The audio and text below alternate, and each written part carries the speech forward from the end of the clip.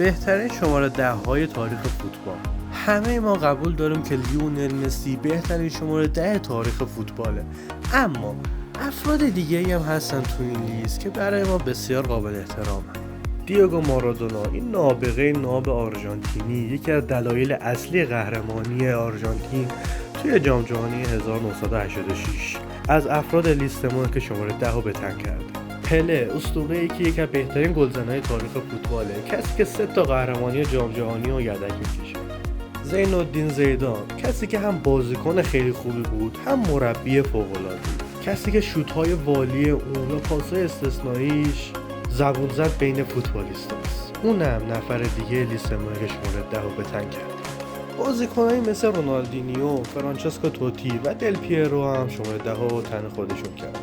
شما به من بگید کدوم شماره 10 رو بیشتر از همه دوست دارید؟ اگه از این کلیپ خوشتون اومد لایک و سابسکرایب یادتون نره.